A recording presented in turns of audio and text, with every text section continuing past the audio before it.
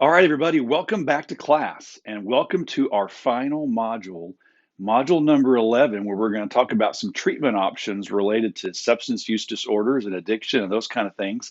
The semester, as it always does, for me on my end, has gone by really, really fast. We are here at the very, very end of our module. So module 11, if you've looked at the syllabus, you've noticed that this is the last time you're going to see a video like this from me. It's the last discussion question you're going to do. It's the last homework assignment you're going to do. And then you're going to take exam number 3. And whenever you're done with exam number 3, you're not quite done. You have one more thing to do. And we're going to use the last several weeks of class for you to do the final exam project. So we end this class as far as the lecture part a little bit early, obviously, which is not a bad thing. And I give you the last few weeks to work on this written assignment, the final exam project, which is due here in a few weeks. So make sure that you don't miss that. But this is kind of the end of the road as far as these modules. I hope that you have learned quite a bit in this class. I know this is one of those classes where for a lot of you, some of what we talked about, you've already known a little bit of a review, or it's the kind of stuff that we talk about in other classes, because this class especially has lots of content in it that we talk about sometimes in other classes. But so I hope that you've enjoyed it, though. I hope that you've had a great experience. And I hope that you will come and take future classes with me, either on campus, on the Montgomery campus, or again online. So all semester long, through all of these modules, we've been talking about all these different drug classes and all these families of the substance specific kinds of classes. And I've been giving you some basic information about some details and some definitions and some examples and some trends and all of that. And that kind of leads us now to this very, very last module, which again, you may talk a lot more about in a class called DAC 2341, Counseling, Alcohol, and Other Drugs. Those of you who are drug and alcohol counseling students, you have to take that class. Many of you who are general students, you may choose to take that class as an elective, the Counseling, Alcohol, and Other Drugs class. And in that class, that's where we spend an entire 16 weeks talking specifically about ways in which we do counseling with people who have substance abuse problems and their loved ones. So that entire class is kind of devoted to just talking about this idea of working with people who have problems with substances and how do we do that? What are the ways in which we do it? What are our options? What works? What do we know works? What doesn't work? And so that entire class is kind of devoted to what we're going to hit this week in this very, very, very simple module. Whereas you read through the lecture notes, you're going to see I just summarize some really key high points for you in your lecture notes this week of things that you probably are already aware of, but maybe you're not aware of. I just want to say this idea of treatment, helping people, working with people, counseling people who have problems with substances. Not everyone who uses a substance, maybe not even everyone who abuses a substance occasionally needs necessarily treatment or counseling, but many people, we know that people have problems with substances. Many of you are, like I said before, many of you are in this class. You're in our program because you want to do drug and alcohol counseling. You want to help people who have problems with substances. And that really looks a lot of different ways. The field of drug and alcohol counseling is really pretty new when it comes to the field of counseling. It would probably shock, maybe surprise you. I know it surprised me the first time I heard it, that for many, many years, we did family counseling before we did drug and alcohol counseling. And we did individual counseling before we did drug and alcohol counseling. And we did group counseling before we did drug and alcohol counseling. We did counseling with teenagers and marital and premarital counseling.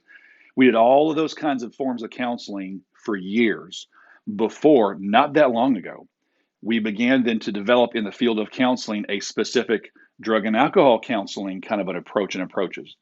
So for many, many years, people who had drug and alcohol problems struggled. I won't say they suffered in silence, but there really was not a lot of formal, organized counseling helping approaches specific to addictions counseling, really just in the last generation or two. And so this is a fairly new part of the counseling kind of field and social services field. Really, it doesn't feel like it, but it really is. And so we're still learning and we're still growing and understanding what are the ways in which we can work with people and help people deal with their problems with substances when they have those kind of problems. I always highlight in this module this idea there's no one approach that works for every single person. Every single person is unique and different. And there's a number of different ways in which we work with people. And I kind of review several of those for you. So for example, just real quickly, really the history of addictions counseling really starts with the 12-step, what we call the 12-step movement. Many of you are familiar with what I'm referring to when I talk about the 12-step movement. Alcoholics Anonymous, or AA, was the very, very first 12-step or self-help group developed about 100 years ago. And really, in many, many ways, it was the development and the growth of AA that really, in a way, kind of spurred on the counseling field then to actually develop individual counseling for addictions and problems like that. So we know that the history of drug and alcohol counseling kind of rests in Alcoholics Anonymous in a lot of ways. Unfortunately, for many, many years, the way in which we helped people with their drug and alcohol problems is we use what we call a lot of shame-based kinds of approaches. This idea of kind of putting pressure on people and basically kind of making them feel bad about all their substance use as a way to motivate them to quit. And what we found is that doesn't work. All that does is drive people to continue using. And so you have to give people hope. You have to give people encouragement. You can't just focus on the behavioral part of addiction. You have to focus on the biochemical, physiological, on the spiritual. You have to focus on the emotional, the behavior. You have to focus on the mental health aspects. That's how people are able to, as we would say, that's how people are able to recover. And we use that term recovery. So if you've been in any of our classes, you've heard students talk about being in recovery, or that they're a recovery coach. And sometimes as professors, we use the word recovery as kind of a term, a broad term, umbrella term, to refer to a person who is formerly had a substance abuse problem or an addiction, and now they're not using anymore. They're in recovery, we would say, and they have chosen a life of sobriety. And so the history of addictions counseling really is kind of centered in Alcoholics Anonymous, and we've kind of moved away from the shame-based, kind of the negative kind of way of looking at people with addictions, in the idea of putting pressure on people and shaming people. We've moved away from all of that. So how do we work with people? Well, in all kinds of ways. Number one, we do lots of one-on-one individual counseling. Many of you want to become LCDCs, and part of what we do in addictions counseling sometimes is we do one-on-one work. We oftentimes combine one-on-one individual counseling with group work. And I just mentioned to you a minute ago that the history of addictions counseling really is in the 12-step movement. And so I personally am as a professional, I really am a believer because I've seen it happen. In my opinion, the best recovery approaches involve one-on-one individual counseling or support in addition to group work. And if you can get both of those going, now if you can only do one or the other, that's fine. Some clients don't want to go to group. Some clients don't want individual counseling. They can't afford it, or they don't have access to it. And so one or the other is fine. But a lot of group work paired with individual work is, we know just from our research and data, that is what helps people to stay clean and sober, is usually a combination of those two. Supportive counseling, cognitive behavioral approaches, motivational interviewing, all those kinds of approaches that we know today help, that you learn about in some of your other classes, that really are effective in helping people with addictions. So one-on-one individual outpatient one-on-one counseling, group work. Some of you have taken the class Dynamics of Group Counseling, or maybe all of you have taken that class. I know whenever I teach that class, that's not really a drug and alcohol counseling class, but whenever I teach the group class, we talk in the group class about how groups, there are reasons why groups are often effective in helping people with their problems. And that's especially true in addictions counseling. When people struggle with addiction, they feel isolated naturally. They often are in denial, and they can't see always the full extent of their problem. It's hard for them to see because it's within themselves. They oftentimes feel embarrassed or ashamed. One of the common things we see in addiction counseling is the idea that I am the only one who struggles like this. That's typical probably for most of us when we struggle, but especially with people who battle drug and alcohol problems, there becomes this mindset, this false mindset that no one understands me, no one is going through what I've been through, no one struggles like I do. And when you put people in groups, you're able to start kind of tearing away at those false beliefs. And people hopefully quickly realize, hey, I'm not the only one.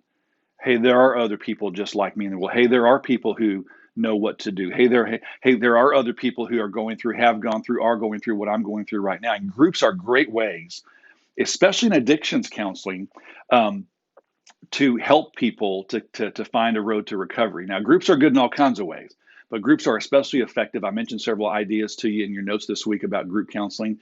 And so groups are great ways to work with people. We use a lot of groups in addictions counseling, individual counseling, also to family counseling. Again, every once in a while, I'll have a student in one of my classes who will say, Professor Killian, I want to be an LCDC. I want to be a drug and alcohol counselor. But you know who I really want to work with? I want to work with the family members. because maybe they were a family member, they were a loved one of someone who had an addiction. Maybe they've never struggled with addiction, but maybe they've had a loved one or a son or a daughter who has. And I've had students before say, I never really had anyone to work with me. I never had anyone that I could talk to about what am I supposed to do? How am I supposed to handle situations like this? What can I do? What can I do? And so one of the things that we're seeing more and more in sort of the recent generation is we're seeing in the field of addictions counseling, number one, the importance of involving family members and doing family counseling, and not just doing counseling with the person who struggles with the addiction, but also to their partner or their kids or their parents or their spouse or whoever that may be, right? And so family counseling, just like group counseling, is, to me, you can't really talk about addictions counseling and not talk about groups and not talk about family, because good family work is oftentimes really, really needed as well too. So I gave you a little bit of information about that in your notes as well too. And then one of the other things that we're seeing more and more today is we're seeing more of us when it comes to addictions counseling. You can't really talk about addictions counseling also too, unless you talk about the fact that many people who struggle with addiction also have underlying medical problems and they have underlying mental health problems. And so what we're seeing in the last 10 to 20 years, which is really, really good, I'll just sort of use my hands this way. For many, many years, addictions counseling was seen as real narrow. So when you do, so if I'm a substance abuse counselor and let's say I'm your client, I come in and you're an LCDC, I'm coming to talk to you about my problem with alcohol or whatever it may be. Kind of the idea was that addictions counseling used to be really narrow. All I'm going to do is talk to Glenn about his drinking. Well, what's happened in the last generation or two is we've realized that addictions counseling, effective addictions counseling, is very broad. Because in addition to talking to me about my drinking, you need to talk to me about my relationships and the environment that I live in. You need to talk to me about my family history. You need to talk to me about my medical condition, because many, many people who struggle with addiction have underlying medical conditions. That's why a lot of people get addicted to pain medicine, is they have medical conditions that they need medicine for, and then they wind up getting addicted to those medicines. You're going to want to have a conversation with me if you're going to do effective addictions counseling, and I'm an alcoholic. You're going to want to have a conversation with me at some point about mental health and my depression, if I have depression, and my anxiety, if I have anxiety, and maybe other issues or behavioral issues I have in my life, right? And the idea we call a co-occurring disorder, and the idea that many, many people who struggle with addiction also too have underlying medical issues and or mental health issues. So I mentioned a little bit of that in your notes as well too. So this idea that addictions counseling, we realize today, is not really intended to be narrow. It really needs to be broad, because addiction is a multi-layered, multi-level issue that we have to deal with if someone's going to really find true recovery. So all of that is just kind of a highlight for you about just some key ideas in your notes. As always, go into your textbook and read the textbook chapter that I've assigned to you on the to-do list. Go through and look at the lecture notes. Do your discussion question, your last one. Do your homework assignment, Module 11 homework, your last one. Take exam number 3, do the final exam project, and you are good to go as far as this class is concerned. So I hope to see you again. I won't see you again here in this class, but I hope to see you again down the road sometime soon. Come see me if you're on campus. Come and join me in a future class. Have a good one. See you next time.